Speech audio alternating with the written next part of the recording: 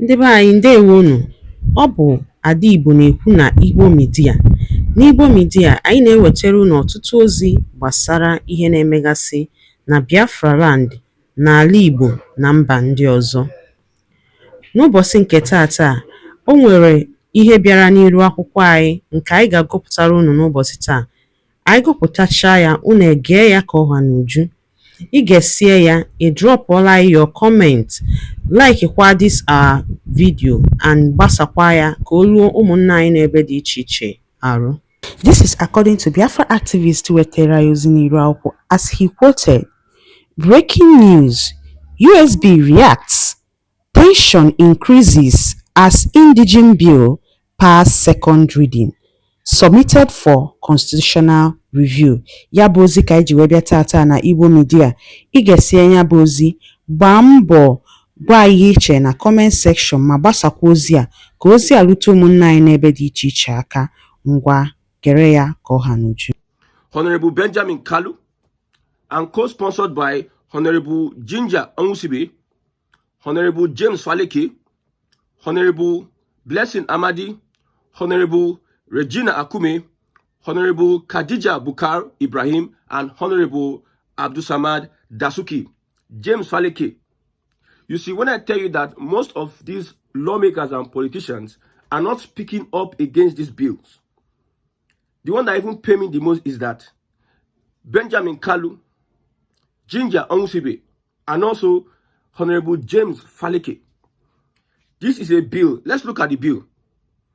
A guaranteed indigen status to persons by reason of birth or continued residence for a period of not less than 10 years or by reason of marriage and for other related matters. So you become an indigene if they give birth to you in a place by reason of birth, continued residence at least for a period of not less than 10 years, by reason of marriage and for other related matters. We are talking about how Nigeria needs to organize itself, restructure itself. These lawmakers, you see that we have somebody in the person of Honorable Abiodun James Faleke. He is the member of the House of Representatives representing Ikeja Federal Constituency and chairman, House Committee on Finance. Like I said before, most Southwest politicians are not coming out to speak up against this bill. They can just pretend and call some of their APC, whatever, followers, influencers, say, we are against this bill. We are against this bill. Now look at the number of persons. I think there are 7 in number. And you see a person of Honorable James Faleke. He's not just an ordinary politician in the Southwest. He's a top-tier politician in the Southwest, sponsoring this bill. I see a lot of Yorubas speaking up against the South. Ohanese has not spoken up against that bill, but a lot of Southwesterners are speaking up against. Does it mean that their leaders, their leaders are not representing their interest, or is it that if you're watching this broadcast and you are Yoruba, is it that Yorubas, there are some Yorubas that support the indigenization bill? I just want to know, because from the comments I'm looking at, most people keep quiet, do not say anything about the bill, but most vocal people are from the Southwest. Does it mean that they support this bill? Me, I'm against that bill. I'm from the Southeast. And we not send anybody. We not send Benjamin Kalu message. We not send Ginger Onwusibe message. This other person. We not send all of them, Blessing Amadi, we not send them message. They are doing things on their own. Now, Hope Uzodinma, Benjamin Kalu, you are looking for indigenous status. You have not been able to secure the Southeast. See, there are killings going on in the Southeast. Look at Enugu and other places. Instead of you looking at how you can create a structure, a system that will make sure people are able to defend themselves against any attack, whatever it is, Fulani attack. But you are looking at how people, you know that if this thing is passed, it has passed already, you know. It's almost at the final stage. If this thing is maybe passed, people will abandon the Southeast and go to all these other places. You see, development will now be shifting. Every now and then, people are going to Lagos. Every now and then, people are going to Lagos. You leaders are not looking at tomorrow. How can we secure the future of Southeast? It is by people coming to the Southeast, invest in Southeast. Don't you know that population is an advantage? Especially when we have good leadership that will help, that will use the population to derive growth, economic growth and development. More than 50% of Southeasterners are not living in the Southeast. That's why some people just come and say Southeast does not have electoral value like that. How many votes they get?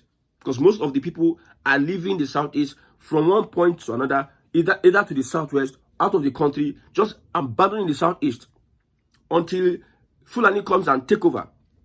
There's a village in Imo State, Arondizog.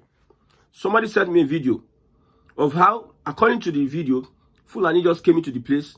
You know, this is dry season. Like I said, the Fulanis will be moving from their dry land into the grasslands, the westlands. And as they're moving, they destroy crops, you know, all those ones. Most of them, I don't know what did they take. No matter what, I don't know, maybe because we know that it's a coordinated thing. With all this backlash, all these complaints, they still continue killing and killing and killing. And it seems the Nigerian army, the Nigerian police, they're helpless when it comes to this Fulani of a thing. They came into the village and they killed a lot of people. If we had a lot, like in Lagos State, it is hard for the Fulani to run that package. It is in places whereby you have a lot of grasslands, few houses, few youths, just old men and women. That's where these Fulani people go and take refuge and cause all the atrocities. They know that they will see old men, very limited number of. If that Imo State, Arundizog, is as populated as Lagos, you see the advancement left, right, center. The Fulani will not have. You see, there will be so much mobilization. They will think twice. But when we desert our place and you start moving to Lagos, almost all Nigeria, that's why the Southwest will always have an edge over every other person politically. You are leaving your region, coming to Lagos, adding to the growth of Lagos, adding to the revenue of Lagos, adding to the workforce of Lagos. You see, most people want to do business in Lagos, and you are still introducing an indigenation bill. So, you Igbo man, you have not been able to preserve your culture to at least an extent whereby you know that we are okay in the next, if we don't do anything in the next 50 years, we may not go extinct. Most of us, we did not grow up learning the culture. We did not grow up learning the language. Most of us. And we are trying to retrace our roots. And somebody is bringing indigenation bill. The one that even shocked me, why I did this broadcast is because I saw Honorable James Faleke. So it seems these politicians are not on the same page with their people. Okay. Whatever it is, I trust. I think I still would trust the presidency of this regime. They would not pass that bill. I give him the benefit of doubt whether they will pass that bill. I doubt it. I don't think he will pass the bill. I don't think so. The only thing that can happen is that they will just make recommendation, adjustment, and what have you, or they suspend it. But it won't pass. If you go to Lagos now, you enter bus, you see stickers all around. The Yoruba conservatives or the Yoruba Runu, they put stickers in all buses. You know, a bus carries like 40 persons. Let's say, can carry up to 1,000 persons a day if he walks from morning till evening. Different buses. If you sit down, you look at what it is boldly written in that bus. You look at what is written there. They are alerting their people that these people are trying to. I know that most of them will use Igbos want to come and take our lands.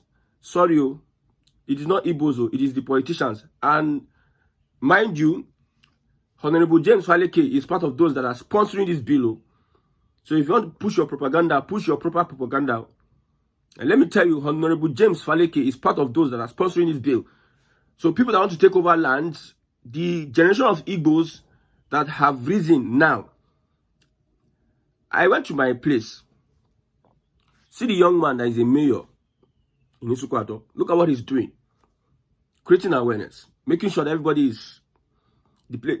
people are are willing to come back home and do one or two things and create opportunities for many people.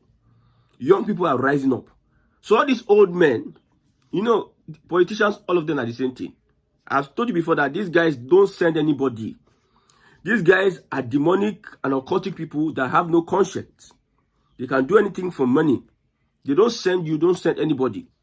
All they can do is to manipulate, deceive, and lie to you to have their way. They can even shed tears. You know, Dino Melaye, they wanted to take him to court. Dino Melaye.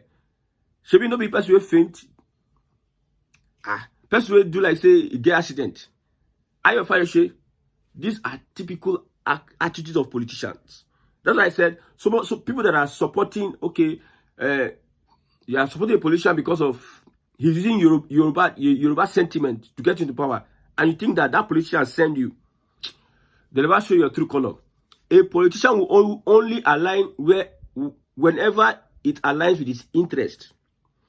If the Yoruba tribal, whatever, Igbo, Yoruba tribal does not align with their interest, they will jettison you, they will flush you. See a Honorable James Falike on this altar.